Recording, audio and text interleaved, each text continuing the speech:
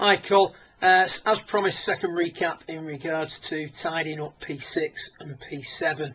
Just took the time here to illustrate what we're doing at the start of the session. You can see at the start of the session, backswing's a little bit long, elbows divided as per previous recap.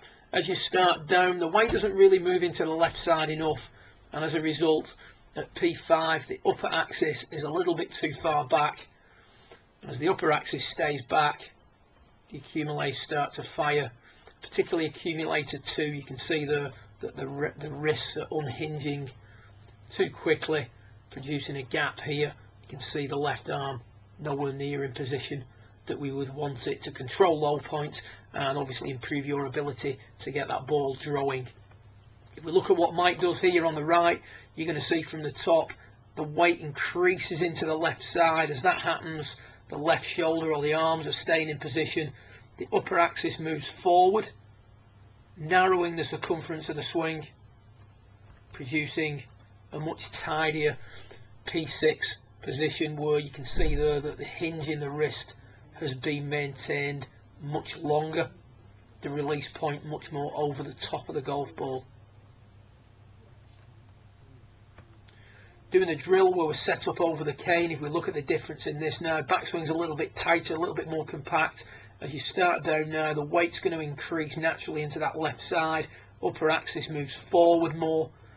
You can see the effect that has, the increase of the weight onto the left side and the unwinding of the body brings the arms down and loads accumulator 2 a little bit more from P4 to P5, shortening the circumference of the swing, really tightening things up at that point. So we've got more linear movement, we've got a more stable upper axis, and we've got a much better control of the way in which the accumulators are releasing. We look here now, this is an actual shot after working on the drill with a cane for some while. From the top of the backswing now, you're going to move forward better. Don't do it quite as well as you do on the drill, but you can see there the position of the upper axis in relation to the top left footage is much better, much more forward. You can see the weight increasing into the left side at the start of the downswing. Shaft loading more, so accumulator 2 loading from P4 to P5, releasing nowhere near as early as previously. See the release point now, albeit not quite as good as you get it when you do the drill, is more towards the ball than what we're seeing here.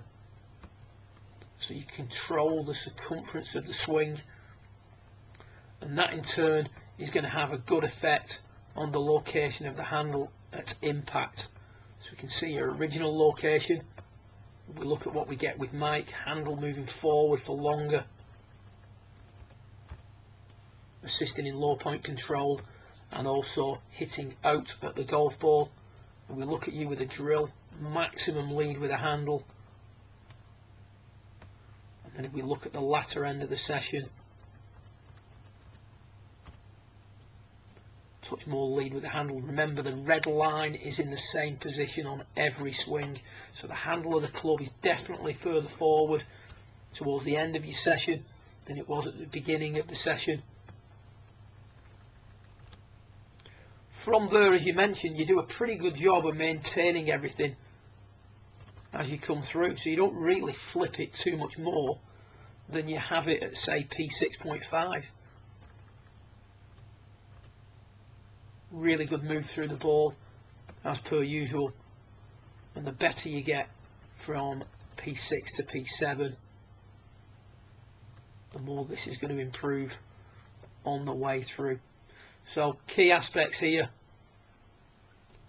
trying to increase the weight into the left side from P4 to P5, and as a result really tighten up that position at P6 as per the drill. And a really good change towards the end of your session. Upper axis not translating back as much, or should we say moving forward better from the top.